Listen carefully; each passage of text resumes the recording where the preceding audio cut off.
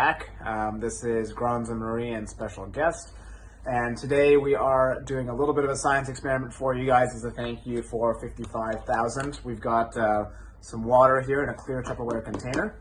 Just water. It is the same water that we reviewed yesterday, the Great Value water. We actually did a review on that, so check that out. And I've got a cracker, Pita cracker. Yeah, we're gonna test to see. It's actually this Ritz Pita cracker. So just so you know, and we're gonna test to see how it does in water. Yeah. So here we go. And my special guest is gonna stir it up. Looks like it's doing pretty good so far. I think Yeah. definitely some ionization happening. Yeah. And some apoptosis definitely too. Yeah, I see the chemosynthesis happening as well. Yeah, you can see it actually right there. And I hope you guys can see it. Hope you guys can see that chemosynthesis. Right about there. Oh yeah. Oh my gosh, it's a big spot there. Yeah. Chemosynthesis. So now that we're done with the experiment, I just want to ask him some questions about it and what we have found. Yeah, I'm actually an expert on this myself. So yeah, chemosynthesis and apoptosis and everything. So my first question is, what percentage is the chemosynthesis and has the Pita accelerated the chemosynthesis at all as it has contaminated the water? Yes, I would say, absolutely to that question. Like, ever since the Pita went in, it's just accelerated like all the ions that are in it, especially because it's in that aqueous solution and there's so much gluten in it. You can actually see the gluten right there if you take a close look. It's actually accelerating the ions to make the reaction go faster. So, yeah. Wow. Okay, well that's a really detailed answer. Thank you so much.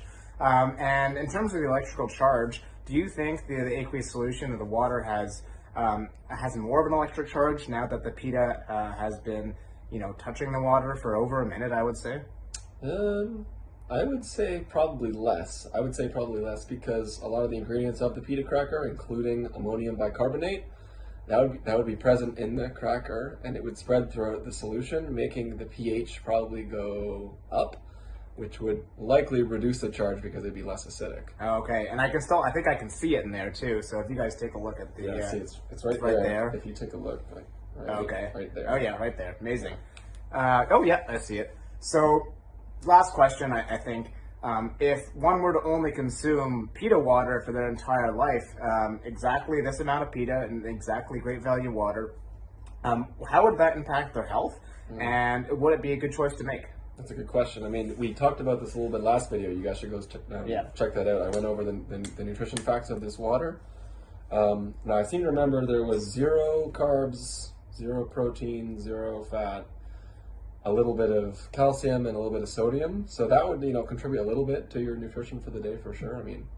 Water's really important for your health. I would say Pita cracker water though, like maybe as long as you add at least maybe 50 grams of crumbs, it would be pretty good for your health, especially because again, like we said earlier, accelerating those ions to apoptosis, right? That's happening then in your body, which is just good for your health long term. So I would say, yeah.